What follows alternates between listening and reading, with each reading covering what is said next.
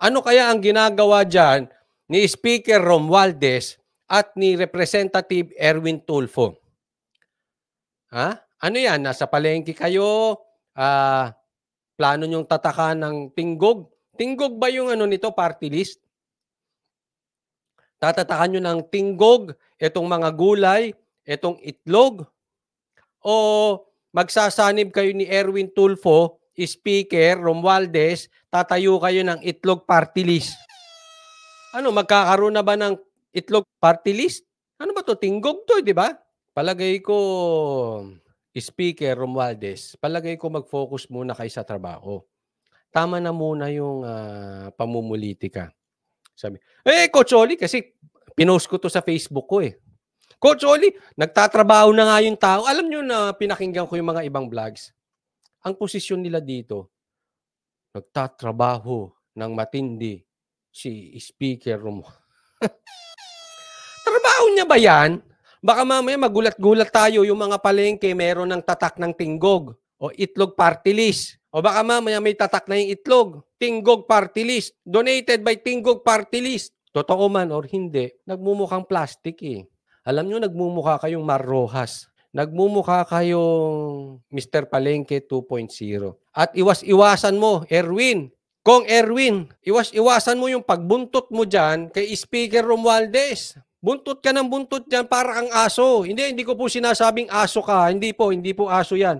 Matalino yan si Kong Tulfo. Pero kasi pagkabuntot ka ng buntot dyan, para kang si Tamba. Para kang parang hawak ka sa liig. Naku, di maganda. O, sabi ni Buhay Canada, DTI at DA ang may jurisdiction. Mar 2.1. Correct po, Buhay Canada. Ewan ko dito kay Tulfo. Namana ka na ata dyan sa amo mong si Speaker Romualdez.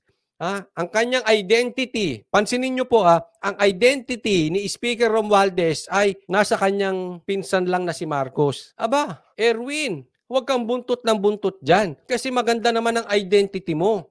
Nagkaroon ka ng pangalang sarili. Buntot ka ng buntot dyan. Ang magiging identity mo ay identity ni Speaker Romualdez. Ewan ko sa'yo kung masaya ka na yun ang identity mo. Pero ewan ko ano ba talaga ang purpose nyo dyan? Ano ba yung ginagawa nyo dyan?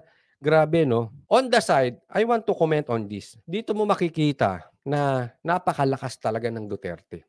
Totoo po yan, napakalakas ng Duterte. Kasi as early as now, ginigiba ang Duterte. Sa isang banda, kasalanan din ni Sara kasi hindi siya nakinig sa tatay niya. Ayoko nang pag-usapan natin yon. Pero sa isang banda rin, kasalanan ni Sara.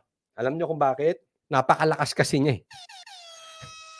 Isipin mo, ilang milyon ba siya? 32, 33 o 35 million? Hindi ko alam ang eksakto niya. But definitely, one thing for sure, mas mataas ang nakuha niya sa boto ni Marcos. Sa sobrang lakas niya, ginigiba siya. Isipin nyo po kunwari nanalo si Sara, pero ang boto niya siguro ay mataas lang ng 1 million dun sa sinundan, siguro hindi nila pinagpapapansin si Sara. Sa isip nila, wala yan si Sara, tae yan.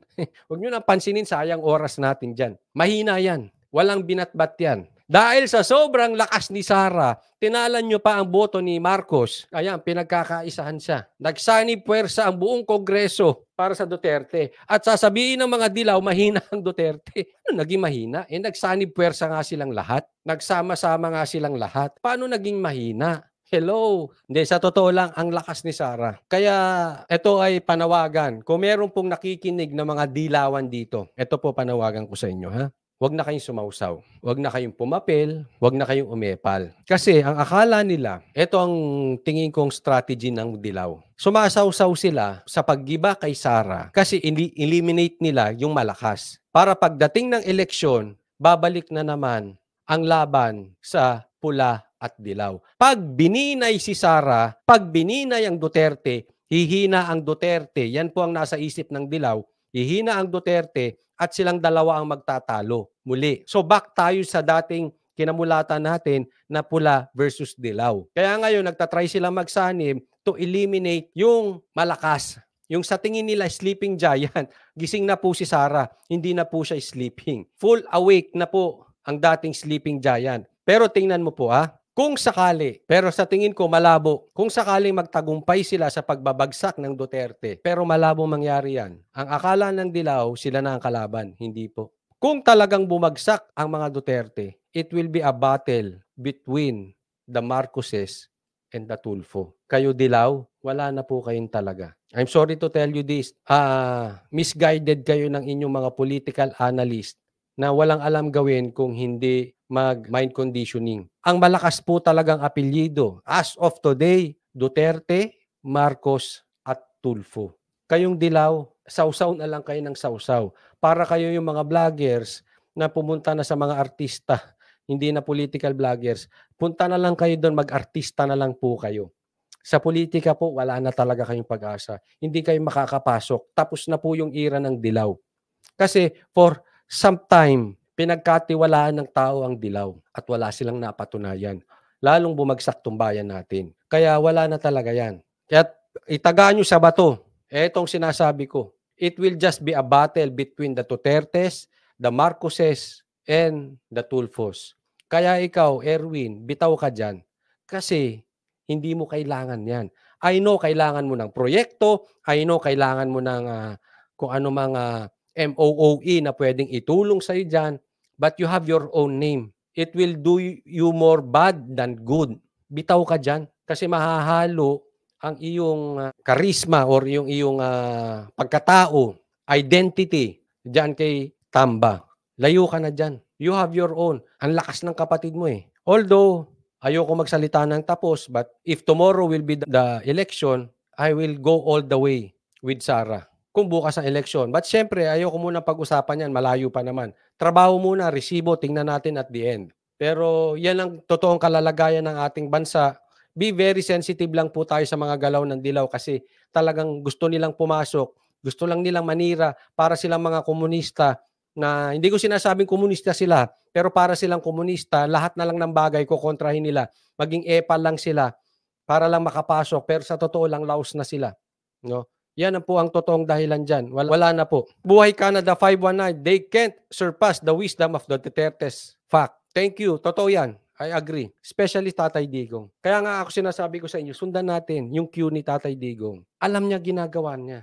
At in the end, tingnan mo from nothing, naging presidente siya. Ang baba niya sa survey, naging presidente. Walang pera, hindi ganun kalakas ang kanyang kapit sa national. And yet, nanalo. Sundan lang po natin ang cue ni PRRD. Let's trust. In the end, Duterte yan. Okay, next po tayo. Speaking of Duterte. Palengke ng Davao City na ipinatayo ni dating Pangulong Rodrigo Duterte. Si MJ Mondihar magbabalita live. MJ, magandang gabi.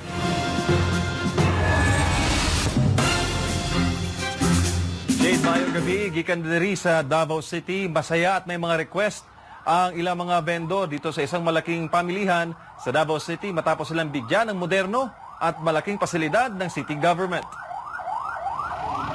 Bukas na sa publiko ang bagong palengke na ito sa Davao City. Moderno, malinis at maluwag. Ito ang bagong Agdao Farmers Market. Nakausap namin si Ginang Virgie na matagal ng tenant sa palengke kahit doon pang panahon sa luma nilang pwesto. Ayon sa kanya, mainam ang programa ng... Ganda isipin mo ganda. Alam nyo, sa mga OFW dito, di ba? Kasi nakapamalengke na rin ako dyan sa UAE, sa iba't ibang parte ng mundo, sa Malaysia, kung saan-saan po. Yung palengke lang natin sa Pilipinas ang talagang medyo nakakadiri. Ang kalat, ang putik, basa-basa, malangaw, mabantot. Alam mo, meron akong paboritong pasyalan sa UAE, sa Abu Dhabi to be specific. Yung mamamalengke ka tapos papaluto mo. Meron din naman tayong ganyan dito sa Pilipinas. Kaya lang iba yung itsura ng palengke. Yung palengke nila doon, itsurang grocery, itsurang supermarket. Bagamat hindi aircon, malinis tsaka malamig. Maliwalas, hindi parang kulob. Ito ang ganda ng pagkahagawa, tingnan ninyo.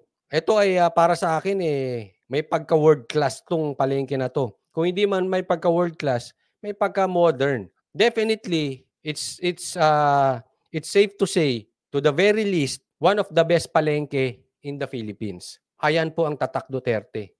Ano? Ebidensya. Hindi daldal. Dal. Wala namang naipakita, puro pangalan lang nila. lalagyan ng pangalan yung bigas. Kaya nga sabi ko sa inyo, hindi na ako magugulat kung papalitan ng pangalan yung palengke, gagawing tinggog. Itlog party list. Lalagyan yung mga itlog, gulay, itlog party list. Gulay party list. Ito walang tatak-tatak, walang kaek-ekan. Pero tingnan mo resulta. Ebidensya. How can you argue with success? How can you argue with evidence? Paano ka makikipagtalo sa ganyan? 'Di ba? Let's talk, gawa ng gawa.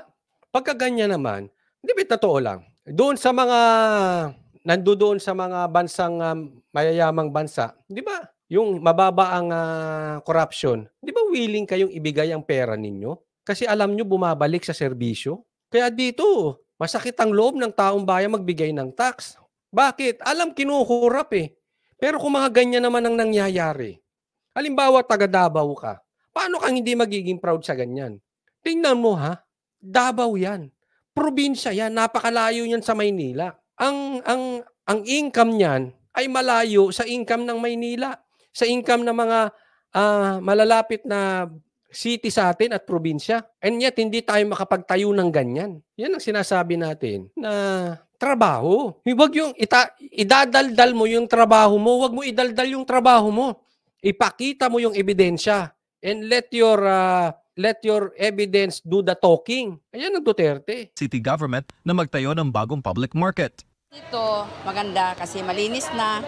Tapos wala ng mga daga at saka cockroach. Dagdag pa niya, Wala nang daga at saka cockroach. Hindi, maganda talaga. Kasi namamalengke po ako eh. Oo, nakakatakot po. Basta, ayoko na i-compare dito sa palengke namin. kahit lumakas ngayon ang ulan ay safe nang mamalengke dahil sa bagong pwesto. Malinis. Compare sa other na palengke, tsaka yung before, it's cleaner. And maraming parking space. Mga kababayan, Isa pa yun. Siya pa yun. Ang galing talaga, systematic talaga nito si PRRD. Di ba problema yan? Parking space. Sa palengke, problema. Yung mga detalyeng ganon, alam eh. Alam mo kung bakit alam nila PRRD? Nasa ground. Ang hirap kaya kumuha ng parking space sa palengke. Kaya etong palengke, kung gusto mo maging Mr. Palengke, Tamba, Romualdez, or Erwin, eto gayahin ninyo. Ebidensya. Huwag yung pa-picture, pupunta kayong palengke, lalaki ng camera dyan, ang daming kumukuha. Ano yan? Kaplastikan? saan ba naman kayo nakakita ng isang palengke na may elevator? Elevator pa, oh. Sa baba, yun yung kanilang wet section. Dito naman sa kanilang second floor, ang dry goods and variety. At may third floor sila na magbubukas kung saan nandun na rin iba't ibang mga establishmento gaya ng mga parlors at iba pang mga tindahan. Ngayon lamang buwan ang ito'y binuksan sa publiko at patuloy na pinapanatiling kalinisan ng tenants. Ang proyekto ay dahil kay former City Mayor at Pangulong Rodrigo Duterte at ni VP Sara. Mismo talaga kayo? The project started during the time of former President Rodrigo Roa Duterte. So that means si former mayor and now Vice President Inday Sara was the mayor. So ayun, the funds were provided by the Department of Agriculture. Eto, hamon ko sa inyo. Kung kayo matinong politiko, ipakita ninyo kung anong nangyari kung saan kang city galing. Wala na po tayong tinginan. Kay pula ka, kay asul, kay blue, kay yellow, kay white, etc., etc., etc. Ipakita ninyo kung ano ang nagagawa nyo sa city ninyo. Huwag yung, naayos ko yung irrigation dito, naayos tapos baha. Naayos ko yung ano dito, Hindi, pakitaan mo kami ng ganyan. Nakatayo, lihiti mo na ebidensya. Hindi yung daldal ng daldal sa nakapaskil. Pangalan nyo, pagbumukha ninyo. Pakita nyo hindi kayo kurap. Pakita nyo nagawa nyo sa city nyo. Hindi yung bahay nyo lang ang malaki dyan sa probinsya nyo. Lahat naghihirap except kayo. Humigit kumulang 700 million pesos ang budget na nasabing proyekto. Nagsimula itong gawin bago mag-COVID-19 pandemic. Samantala, nanawagan naman ng tenants ang public market, lalo na yung mga taga second floor na ayusin sa lalong madaling... Wala pong ginawa pagbabago si Tamba sa Leyte, sabi ni Mirna Lim. Anong nagawa nyo sa Leyte? Sige nga, galit ka Coach Oli? Hindi. Excited lang, di ako naka-live matagal eh. Hindi, ano nagawa nyo sa Leyte? Doon nyo ipakita. simple lang. Halimbawa, si Boying, anong nagawa mo sa Cavite?